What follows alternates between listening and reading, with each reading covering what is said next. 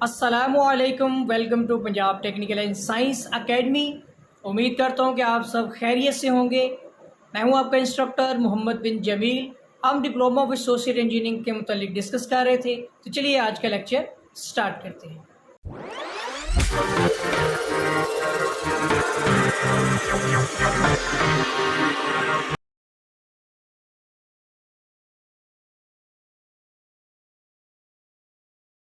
Engineering Mechanics Civil 263 Chapter number 2 Moment of Inertia.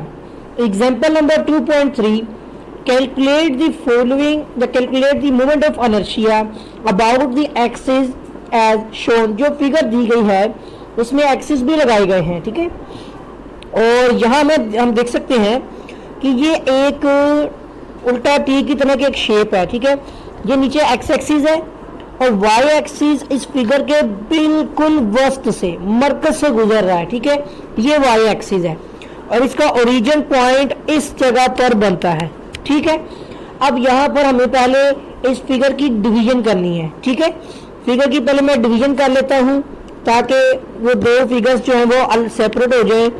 हम इस तरह से इसको डिवाइड कर देते हैं और एक फिगर जो है, जैसे आपने सेंटर ऑफ ग्रेविटी के क्वेश्चंस देखे थे चैप्टर 1 में, सेम एज इट इज इसके अंदर भी आपने इसके जो है वो सेंटर निकालने हैं, ठीक है। जहाँ तक मुमकिन होता है मैं कर रहा हूँ, ठीक है। इसी तरह से मतलब जो जहाँ भी आएगा इस पॉइंट पर आ जाएगा, ठीक है।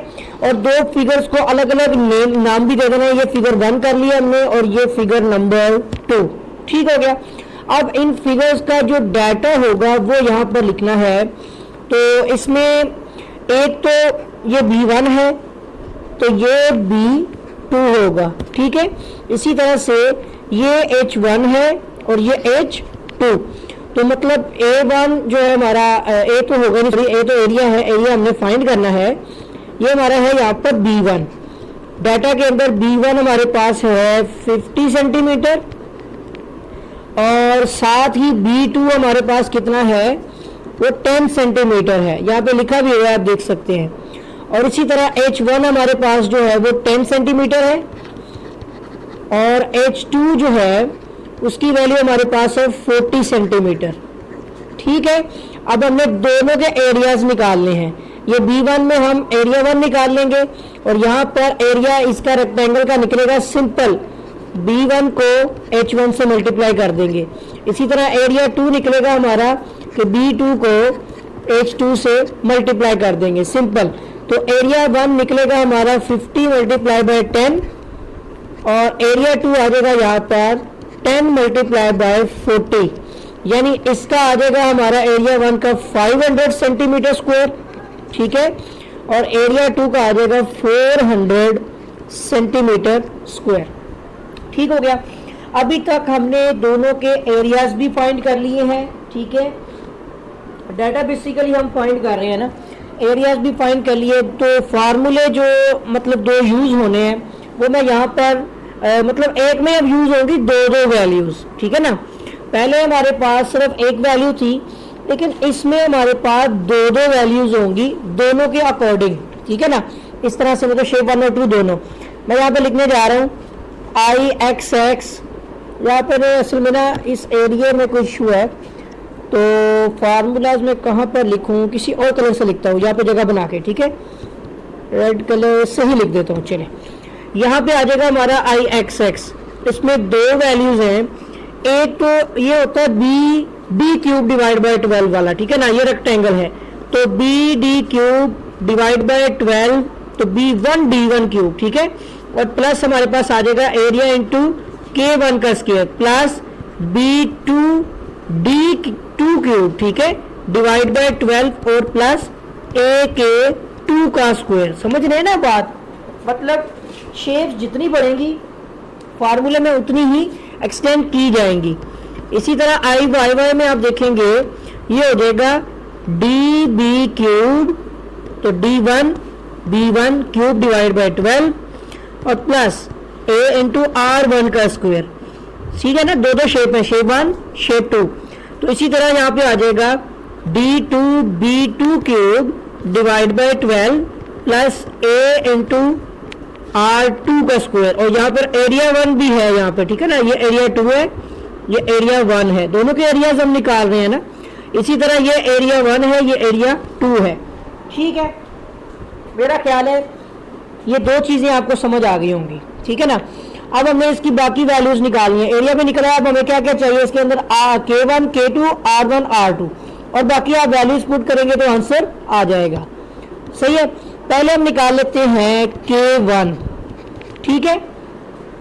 तो IXX के लिए K की वैल्यू होगी, और जो हम देख सकते हैं कि हमें Y एक्सिस में मिलेगी, तो ये बेसिकली इधर से सेंटर से ही बनेगी ना वैल्यूज। तो मैं यहाँ पे एक साइड पर रेफरेंस इसके ऊपर ही काम कर लेता हूँ। इस फिगर के सेंटर तक ये मेरी वैल्यू होगी K1 की, ठीक है। और जो मेरा K2 की वैल्यू होगी वो सेंटर से इस फिगर के सेंटर तक रहेगी, तो ये वैल्यू होगी K2 की। और जैसा कि ये मरकज में खुद मौजूद है, तो यहाँ से ओरिजिन पे ना, यहाँ से यहाँ तक आप देखेंगे कि आपको ना ही R1 की वैल्यू मिलेगी और R2 की भी नहीं मिलेगी, दोनों ही 0 हो जाएंगी। अभी आपने पीछे 2.2 का जो पार्ट नंबर 3 किया है सर्कल वाला, ये बिल्कुल उसी तरह से मरकज से गुजरेगा। तो आपने याद रखना है कि अगर Y एक्सिस या X दोनों में से जो भी अगर मरकज में से गुजर जाएगा एक्सिस जो है, तो उसकी जो डिस्टेंस वाली वैल्यू होगी वो 0 हो जाएगी। मतलब अब ये Y के मरकज से गुजर रहा है, इसका मतलब है IYY की वैल्यू 0 हो गई है। IYY में सॉरी वो जो R है ना उसकी वैल्यू 0 होनी है, जो डिस्टेंस बिटवीन आपका सेंट्रॉइडल एक्सिस है, ठीक है, तो उसकी वैल्यू हो जाएगी Y एक्सिस की 0, ठीक है। तो अभी हमारे पास K1 की वैल्यू जो है वो H1 का हाफ है, ठीक है, तो ओके हो गया।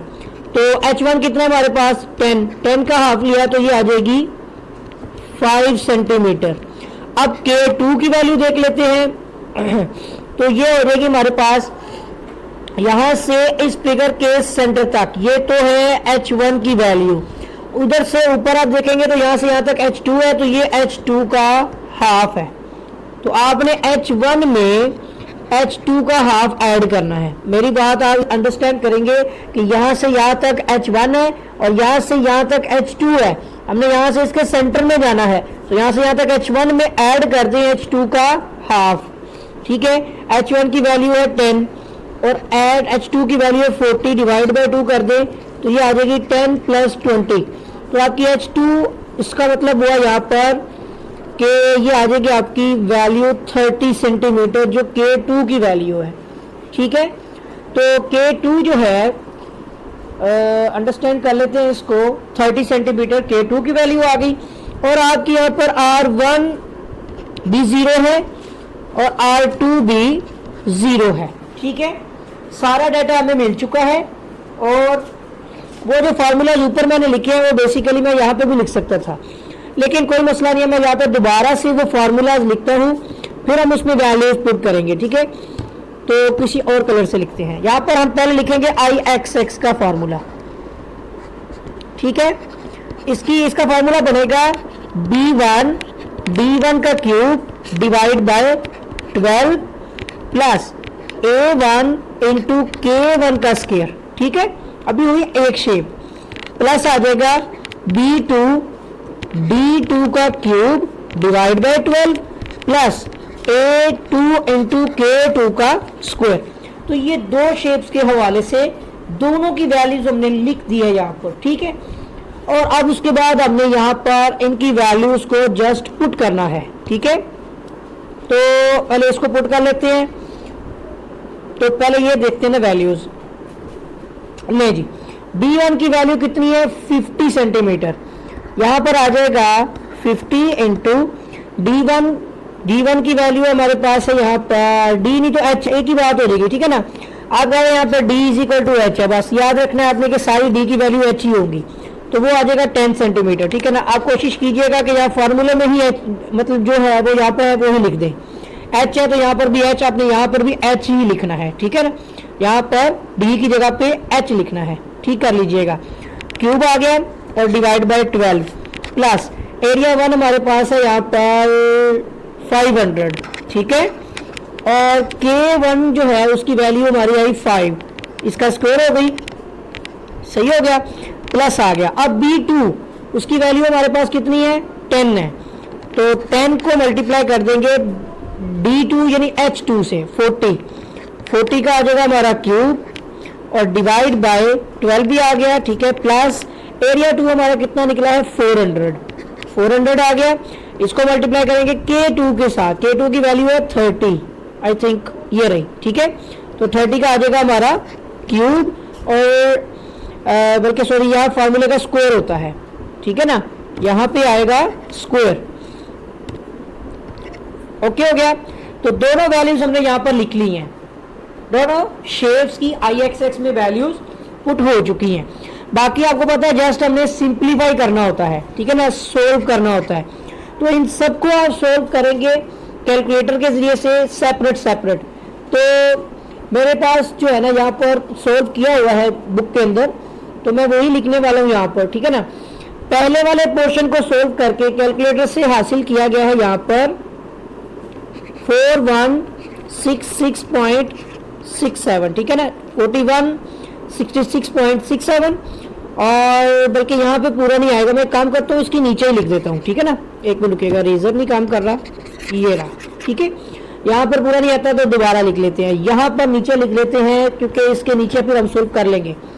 यहाँ पर आएगा हमारे पास पहले वाले को सोल्व किया तो क्या आया था जी 4166.67 प्लस ये सेकंड पोर्शन को सोल्व करते हैं तो 12,500 और नेक्स्ट आ जाती है इसकी वैल्यू सोल्व करके 5 टेट्राफोर 0.33 एंड लास्ट वाली जो है वो 3,60,000 राउंड बॉक्स, ठीक है।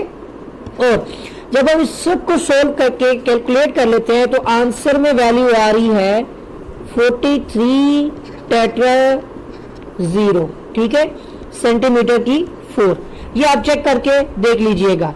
मैं अब नेक्स्ट वाले का फॉर्मूला लिखने जा रहा हूँ IYY का, जिसमें R1 और R2 तो 0 है, बाकी वैल्यू एज इट इज रहने वाली है।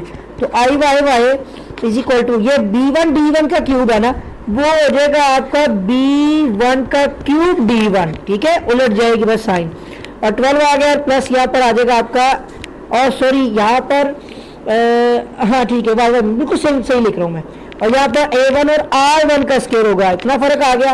अब आ जाएगा आपका B2 का जो है ना क्यूब हो जाएगा और D2 की value as it is divide by 12 और प्लस A2 और R2 का स्क्वायर। देख ले फार्मूला बिल्कुल सिंपल है, कुछ मुश्किल नहीं है इसके अंदर, ठीक है। अब यहीं से हमने वैल्यूज पुट करनी है, तो मैं कलर ब्लैक कर लेता हूँ फिर से, ठीक हो गया। अब यहाँ पर आप देख सकते हैं कि 50-50 ही रहेगा, बट 50 के ऊपर वैल्यू बहुत सिंपल थी, यहाँ पे क्यूब हो जाएगी। D1 का आ जाएगा 10 डिवाइड बाय 12 प्लस एरिया 1 हमारा 500 ही है, बट R1 का स्क्वायर तो 0 का स्क्वायर है, R1 और 2 दोनों 0 है। इसके साथ ही B2 की वैल्यू वही 10 आ गई, इसका पर क्यूब लेंगे और D2 जो है वो 40 और divide by 12 plus area 2 400, but R2 भी 0 निकला है, उसका भी स्क्वायर। तो इसका मतलब है ये वैल्यू और ये वैल्यू खत्म हो जाएगी, ठीक है ना, 0 हो जाएंगी। फिर भी मैं सॉल्यूशन देखता हूँ तो उसमें अब बुक में इन दोनों को निगलेक्ट कर दिया, खत्म करके इनको टोटल सोल्व किया हुआ है और इसका आंसर आ रहा है 107500 सेंटीमीटर की 4। तो जो आपकी IXX की वैल्यू है उसका ये आंसर आ रहा है और जो आपकी IYY है, ठीक है, उसका ये आंसर आ रहा है। तो ये थी एग्जांपल नंबर 2.3, ठीक हो गया जी। तो उम्मीद करता हूँ कि आपको वीडियो अच्छी लगी होगी, और अगर अभी तक आपने मेरा चैनल सब्सक्राइब नहीं किया है तो चैनल को सब्सक्राइब कर लें और बेल आइकन पर क्लिक कर लें ताकि आपको नई वीडियोस, नई अपडेट्स जो है वो बर वक्त और बआसानी मिलती रहें। आपके साथ फिर मुलाकात होगी एक नई वीडियो में एक नए लेक्चर के साथ, तब तक के लिए अल्लाह हाफिज़।